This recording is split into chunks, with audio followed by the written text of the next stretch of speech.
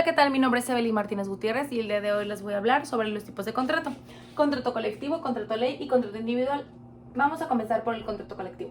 ¿En qué consiste el contrato colectivo? El contrato colectivo consiste en que es un convenio celebrado entre uno o varios sindicatos de trabajadores o uno o varios sindicatos de patrones.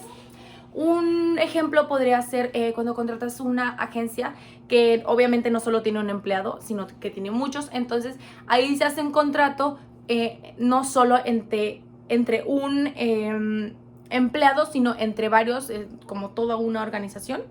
Podría ser como cuando contratas una agencia de seguridad o una agencia de limpieza, yo qué sé. Una de las características podría ser el derecho a huelga, que tienen derecho a huelga, que tienen derecho a una copia del contrato, que tienen derecho también a que el contrato de comienzo, ese también se puede dar por terminado si así se desea, y este protege a los empleados. Ventajas y desventajas. Las ventajas son que permite unos términos de la relación consistentes entre la mano de obra y la empresa. 2. Se tiene la posibilidad de la revisión del documento 60 días antes de que éste se venza. 3. Para los trabajadores, el contrato colectivo no podrá concertarse en condiciones menos favorables para los trabajadores que las contenidas en contratos vigentes en la empresa. Desventajas. 1. Para la empresa, si el patrón se niega a firmar el contrato, los trabajadores tienen derecho a hacer huelga. 2. Muchas veces las voces de las minorías no son tomadas en cuenta para la elaboración y la revisión del contrato. Vamos por el segundo, que es contrato ley. ¿En qué consiste el contrato ley? Bueno, el contrato ley es un convenio acordado entre varias entidades de trabajadores, sindicatos y patrones pertenecientes a una misma industria. En este se establecen las condiciones y características específicas que debe cumplir un trabajador o un empleado al prestar ciertos servicios a cualquier rama de la industria. Una de las características del contrato ley es que debe tener firma, rama industrial, efectos y la duración.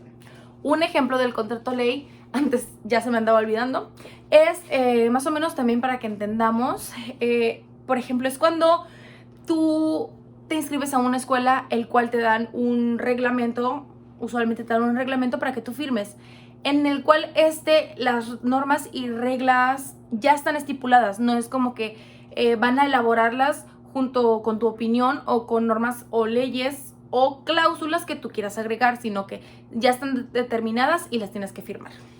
Por ley, obviamente, como lo dice el nombre. Ventajas y desventajas. Ventajas: si el contrato colectivo ha sido celebrado por una mayoría de 2/3 partes de los trabajadores sindicalizados de determinada rama de la industria o en una o varias entidades federativas o en una o varias zonas económicas en todo el territorio nacional, podrá ser elevado a la categoría de contrato ley.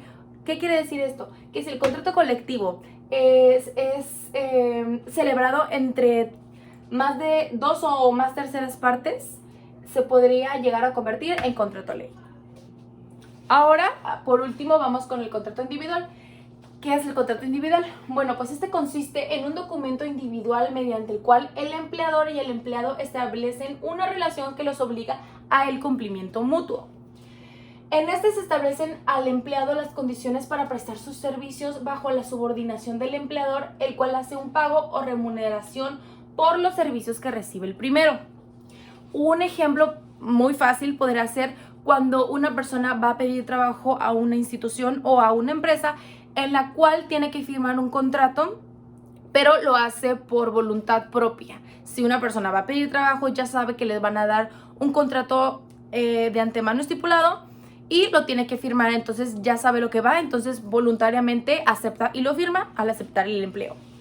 Las características del contrato individual de trabajo. Bueno, pues este es recíproco, es bilateral, es comunicativo, tiene tiempo establecido, también tiene que tener, tiene validez, es personal, tiene que tener el consentimiento mutuo, tiene un objetivo y causa y el actuar.